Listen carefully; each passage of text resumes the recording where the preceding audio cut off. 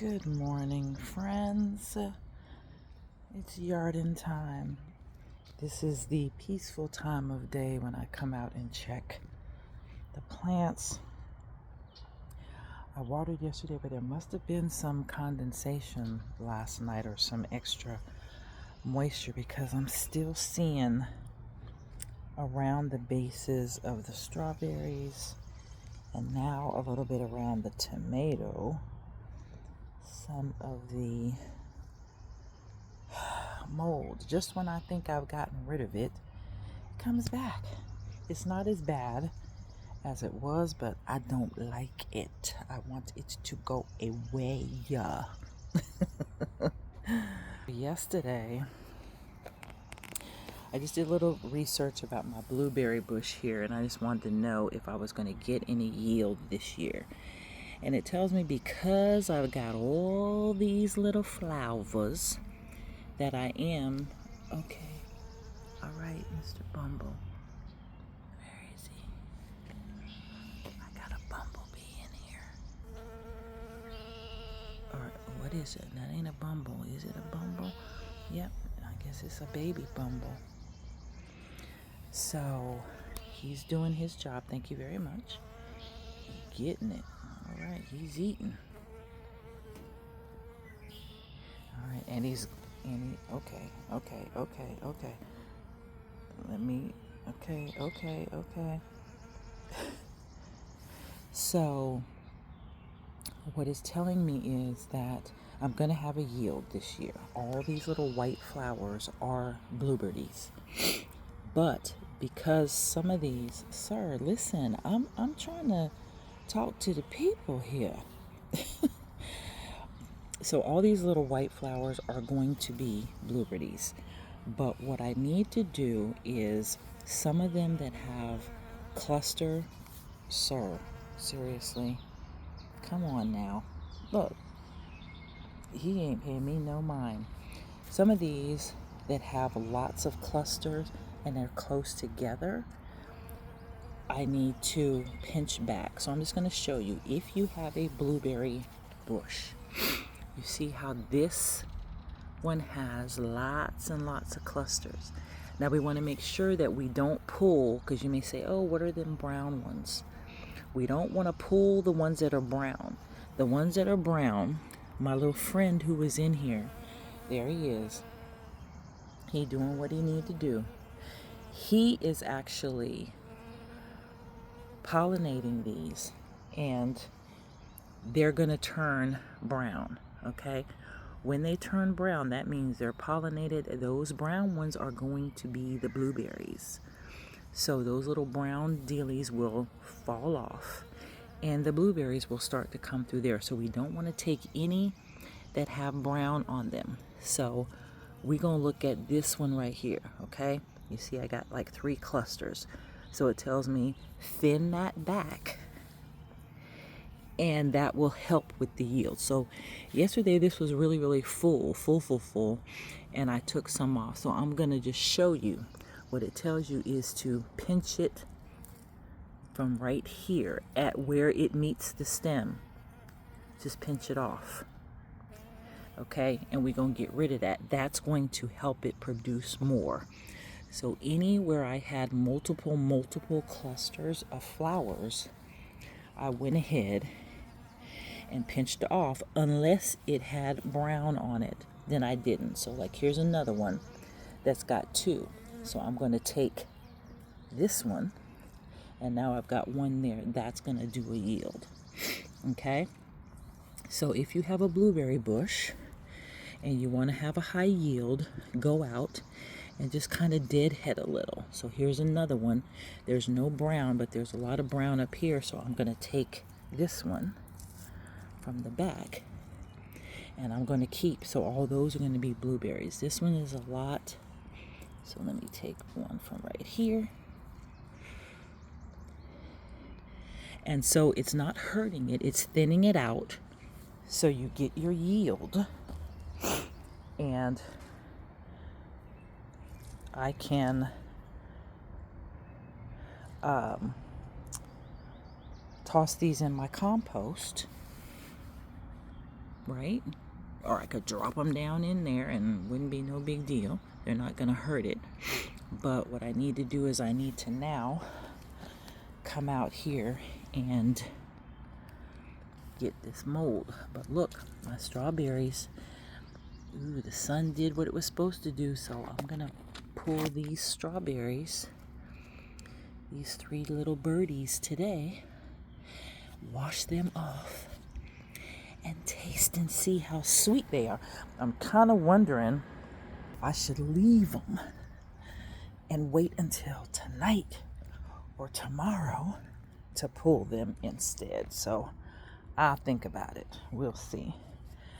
But to be out here today, okay, you see where I have this little trail of rocks. So I'm going to be extending the rock garden out into the hostas. So I'm just gonna, you see the little trail, the little swervy trail. So the 3 middle hostas, the rock bed is going to extend down into here. So I'm gonna rock that whole area in, keep this front hosta and that back hosta in the mulch, and just kind of smoosh the rest of that mulch out into the remainder of the yard. I may rock in the area where those bags are that separate my yard from my neighbors, and I may do a little rock strip right there by the sidewalk that kind of enters into the yarden. So we'll be out here doing some work today to make it a little bit more of an oasis, and of course getting rid of the mold that is there. Let's check the tomato and see if we have any more. Okay, we have a couple more. I might trim back a couple more of these leaves today. Pinch off a couple more just so that I can see the fruit. You know what I mean? There we go. So I took off a couple biggins. So now I can see that got a couple in there. Got one hanging. So I'm going to have a pretty good yield. I did put the ones I pulled yesterday in our salad that we had for dinner. It was very good. And you see, I just pinch them right at the top. I don't like rip them off, or if I have a scissors, I just come out here and gently snip. Okay, that's a brown one, so we can get that off of there. We can get that off of there. And it just allows us to see our plant a little bit more, right? I want to take all the leaves off because they do provide some shade for the plant, but I want to be able to see, make sure I don't have any visitors. And so cutting back some of those curled leaves, make sure that I'm able to see inside there, and make sure that I don't have any pests visiting. And I want to raise this up, so I need to get a stake so that I can keep this upright. That's going to help also. And you see, yesterday I pulled a lot of basil off of this one, but it's shooting back. Now look, see, I've got down here. So something's been in there munching. So we're gonna get that off. And any leaves that touch the ground or touch the soil, you want to get off. So here's another one over in this bed. Pinch it right at the base. So I will probably end up grabbing a lot of this basil today and doing something with it, because it's going to come back. My parsley is coming in nicely, so I'm going to need to grab some of that. This is the newer growth, so it's coming in nicely. This is the curly parsley. And my marigolds are doing good. I've got a new bud here, one opening up here. So this one is doing really good. This one is the same. I've got a new bud here. So yeah, we're doing good. A little bit of mold here. There's nothing even planted here. This is the spot I'm going to put the onion, but I'm going to root it inside first. Instead, bringing it out here and just sticking it into the soil. I'm going to root it inside and then bring it out. So I still have time to do that. All right, the stock is looking good still, as are the pansies. So looks like my hyacinth over there the flowers have died off. So I will just cut off the flower stalk and keep the greenery as just a green plant over there in the porch area. Doing nicely. Fountain is not yet ready. Okay, so look at my alyssum. Remember, the flowers were all white when I planted it. Now they're turning a little purple. I didn't know that, so that's cool. The creeping Jenny is now thriving. I was worried about her. But now it looks like she's taken root and she's getting stronger. Remember, these were small shoots. Now they're actually growing down how they're supposed to. Get that out of there. They're supposed to be a trailing plant, so they're filling in nicely. So yeah, looks like everything is. This is the bee balm, and remember, it was small when I put it in here. So this is going to grow. Now what I may do with this, because I'm already thinking and planning for my fall winter displays, is once this goes dormant in the winter, early winter, depending on how tall it grows, because this is a bushy and a spreading plant. Depending on how tall it grows, I will cut it back to like 2 or 4 inches, dig it out and put it in a pot, and I'll put it in the porch area next year, because in this bed I may want to do some other type of floral for next summer. So this will transition maybe out of this bed. I don't know if it spreads when these go dormant and I pull them out, because all of these flowers will go dormant in the fall. I'll pull them out. I'll pull the mint out and put it under the porch, because it will come back next year more hardy. So I will keep all the mint in pots. But if this one continues to spread and does well, I may let this whole bed be the bee balm, because it has a really pretty flower on it and it will attract the flutterbys.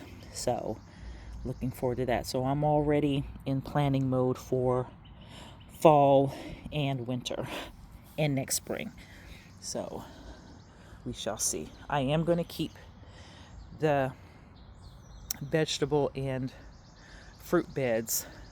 Of course, the tomato bed, all of that will end up coming out, and I'll do seasonal flower pot there, so as not to add another system that will root. I want to keep that as a vegetable bed. So I will put, just like a floral pot, a chrysanthemum that will go in there. And then when that season is over, I can pull the pot out, freshen up the soil, and get my vegetables back in there, and it's not going to disturb anything.